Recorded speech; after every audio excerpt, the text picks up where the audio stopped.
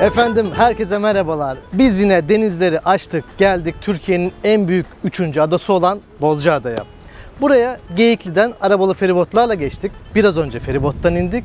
30 dakika sürüyor ve biletinizi online olarak aldığınızda yaklaşık 2 katı fiyat ödeyerek ve sıra beklemeden çok rahat bir şekilde feribota binebiliyorsunuz. Gerçek söylüyorum, biletinizi online aldığınızda bilet fiyatı kapıda almanın 2 katı ama sıra beklemiyorsunuz. Bunu artık yetkililer duysun, benden söylemesi. Şimdi Bozcaada isminde Boz geçiyor ama burası rengarenk evleriyle, soğuk ama tertemiz deniziyle, mezeleri, balıkları, üzümü ve şarabıyla bilinen bir yer. Ama sadece burayı plajları, bakir koyları veya lokantalarıyla değerlendirmemek lazım. Bozcaada tarihi çok eskilere dayanan bir kent ve adalı olmanın da getirdiği bir şey var. Biz birazcık bugün hem lezzetlerini hem denizini, keyfini çıkaracağız ama birazcık da o adanın kültürünü birazcık hissetmek istiyoruz ve size de birazcık onu anlatmak istiyoruz. Baştan da söyleyeyim, daha önceki videolarımda da olduğu gibi gezdiğimiz yerleri ben size Google Maps'te kaydediyorum. Siz de geldiğinizde kolayca bulabilirsiniz. O zaman siz de kanala abone olup çayı kahveyi alıp videonun artık keyfini sürebilirsiniz. Hadi o zaman ada gezisi başlasın.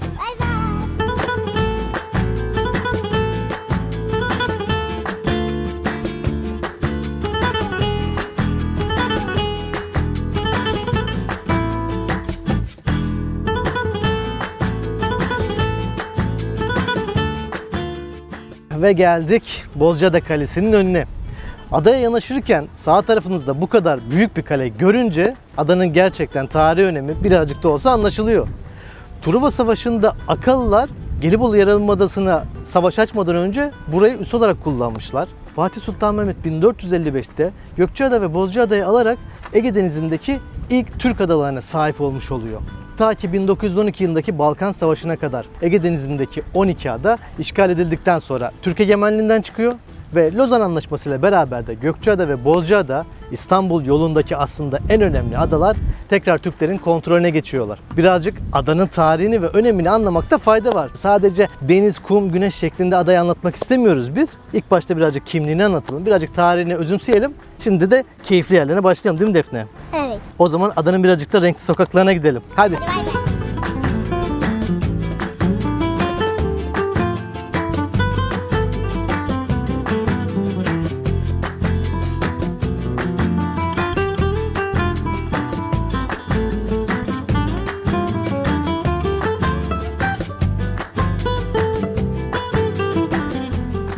Şimdi adanın tepesinde yel değirmenlerinin olduğu yer var.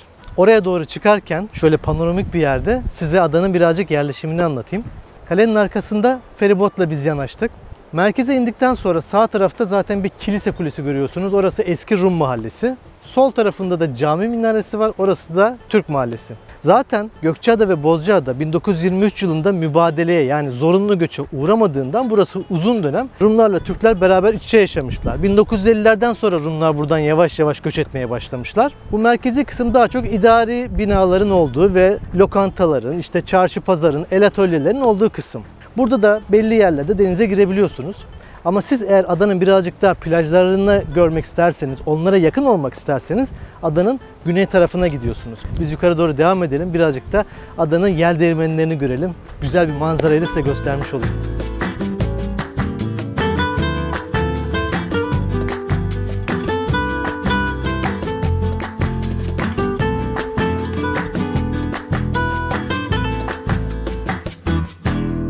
Şimdi Bozcaada'nın tepesindeki yel değirmenlerinde adanın hem o güzel manzarasını gördük hem de güzel bir rüzgarını da hissettik.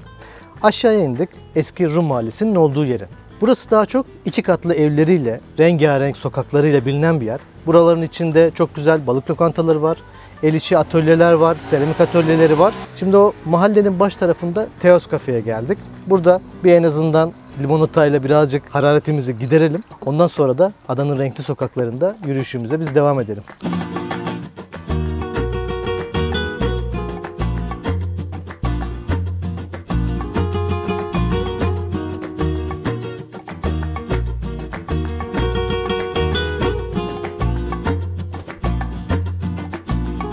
Bu Rum Mahallesi'ndeki rengarenk sokaklarda gezmek çok keyifli gerçekten. Defne de galiba çok sevdi. Evet. Evet, fotoğraf çekilmeyi çok sevdim. Güzel fotoğraf veriyor sokakların birçok köşesi. Duvarlarda duvar resimleri var. Sokaklarda ızgara planda yapılmış. Yani birbirine dik olarak birbirini kesiyorlar. Sokağın bir ucundan baktığınızda ta öbür mahallenin diğer ucunu görebiliyorsunuz. Böyle sokakları arşınlayarak sağlı sollu biz bakmaya devam edelim. Ondan sonra bir yerlerde yine bir mola veririz illaki. Evet. Tatlı molası değil mi?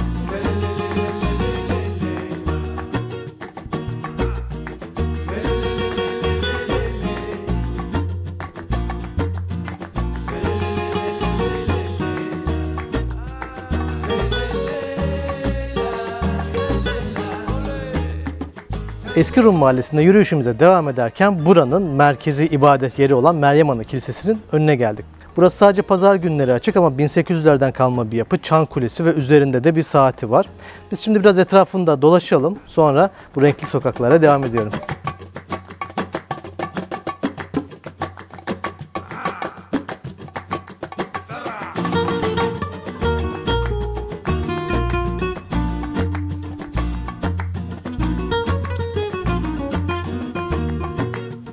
Şu anda boş gözüken bu masalar akşam tıklım tıklım dolu oluyor ve keyifli balık lokantalarından ibaret. O yüzden Bozcaada'ya gelenlerin ritüellerinden birisi de bu Rum mahallesindeki lokantalarda yemek yemek tabii ki.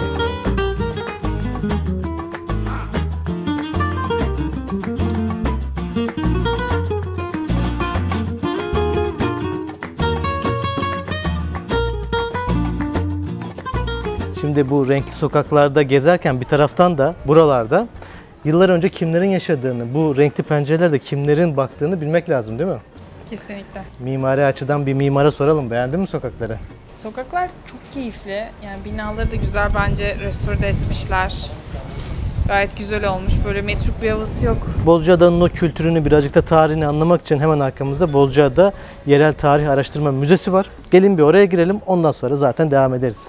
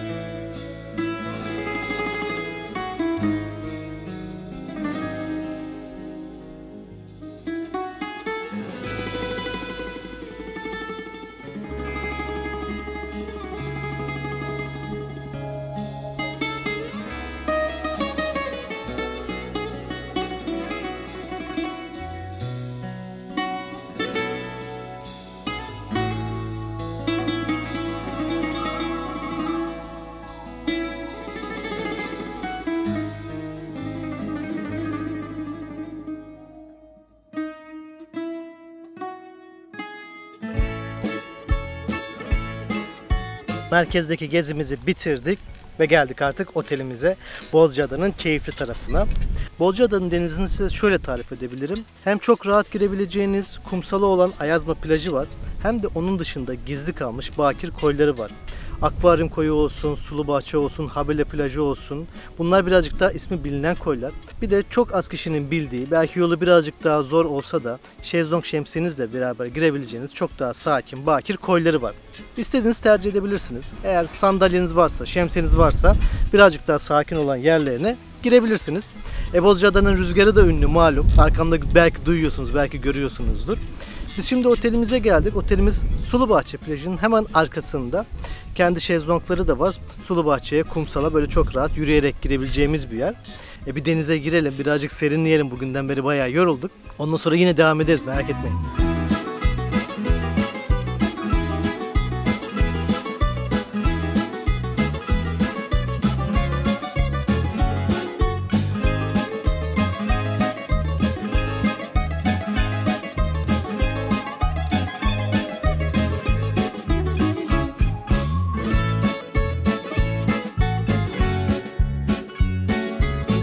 Şimdi yüzümün gülümsemesinden anladığınıza göre şu anda Bozcaada'nın alameti farikalarından biri olan balık lokantasına geldik. Liman bölgesindeyiz. Daha önce geldiğimiz Asmaaltı'na geldik. Deniz kokusu, kayıkların yanında çok güzel mezelerimizi söyledik. Serinde bir rüzgar esiyor böyle. Çok keyifli bir akşam. Bu bölgeye gelirseniz bir akşamınızı mutlaka balık lokantasına ayırın derim. Asmaaltı'na da uğrarsanız ben tavsiye ederim. O zaman her zaman dediğim gibi bize afiyet olsun. Siz gelirseniz de size olsun.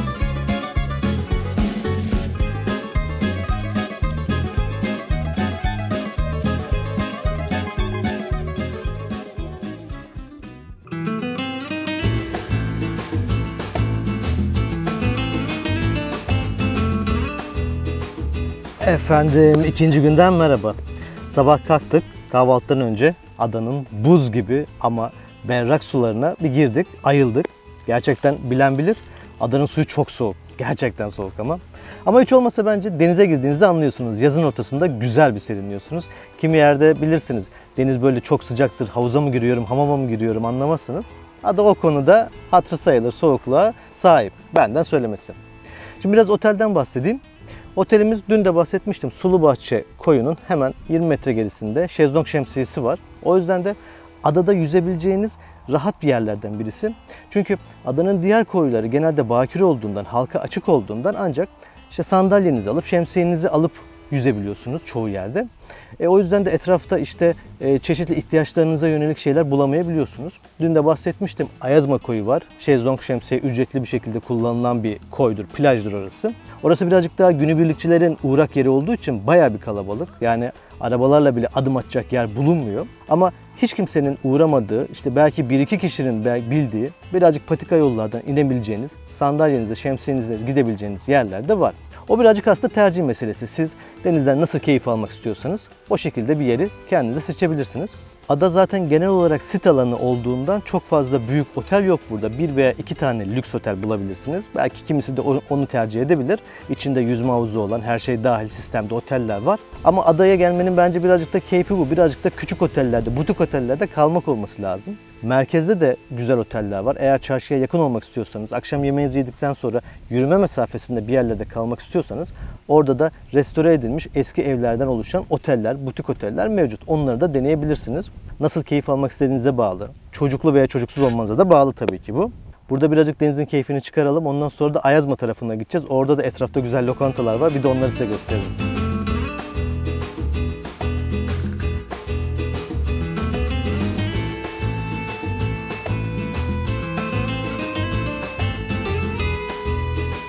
Şimdi biz sabah denizimize girdik. Tam da Bozcaada'da kuzenlerimizle beraber karşılaştık. Burada Yasemin var, Taha var. Hazırda ses kesildi. Denizle iyice ısındıktan sonra Ayazma plajının hemen arkasında çok ünlü olan White'in yeri var. Burası böyle birazcık denizde yüzdükten sonra işte biraz karnınızı doyurabileceğiniz, güzel mezelerini yiyebileceğiniz bir yer. Birazcık Yasemin'e sorayım. Nasıl buldu Bozcaada'yı diye? Güzel.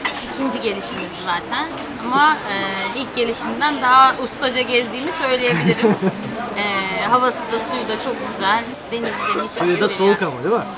Suyu buz gibi. Suyu buz. Bayağı Buz bildiğiniz gibi. buz. Yani evet, rüzgarı bol. Sıcak isteyenin geleceği bir yer değil bu. Değil. Evet. Biz böyle bir öğle atıştırmamızı yapalım. Ondan sonra da gün batımına Polente'ye doğru gideceğiz. Orada falezlerde rüzgar gülleri var. Rüzgar tribünlerinin orada günü batırırız.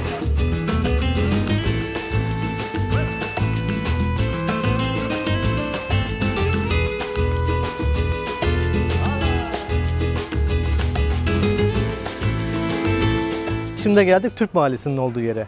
Buranın da merkezinde tarihi Alaybey Camisi var. Yine renkli evler var. Buradaki evler de yine iki katlı. Cumbaları daha az sayıda. Daha çok düz cepheleri var. Burada eski Rum Mahallesi'nin tersine sokaklar birbirine ızgara şeklinde değil de daha karışık bir şekilde bir sokak düzeni yerleşimi var. Burası eski liman bölgesine doğru iniyor. Liman tarafında da daha sakin balıkçı lokantaları var. Çünkü o Rum Mahallesi'ndeki balıkçı lokantaları birazcık daha böyle İstanbulluların ilgisini çektiğinden daha kalabalık oluyor. Şimdi buradaki sokakların arasında devam edelim. Burada da çok güzel kafeler, restoranlar var. Özellikle de adanın ünlü markaları var. Çiçek Pastanesi ve Velidede Pastanesi buralarda çok var. Buraya özgü kurabiyeleri var. Onları da denemekte fayda var tabii.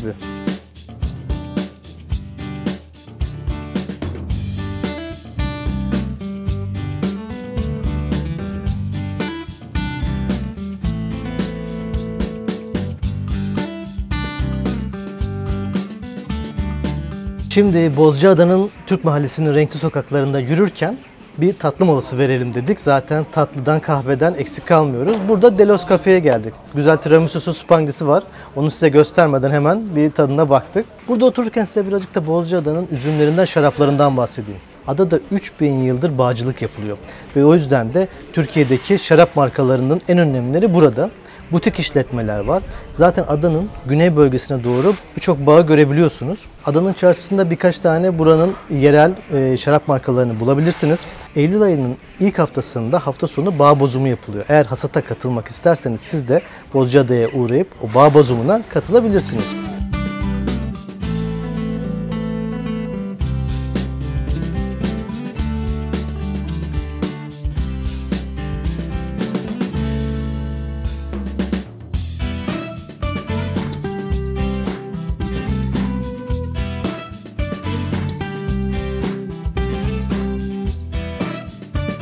Uçak koltuklarımıza yerleştik ama bir yerden uçağa binmiyoruz. Bu akşam size farklı bir akşam yemeği konsepti göstereceğim. Bozcaada'nın içinde güzel lezzetlerini duyduğum bir Tayyare Pizza diye bir yer var. Geldik oradan kendimize paket pizza almaya ve günü batırmaya Polente'ye gideceğiz. Rüzgar güllerinin olduğu yere. Gün batmadan acelece Polente'ye doğru gidiyoruz.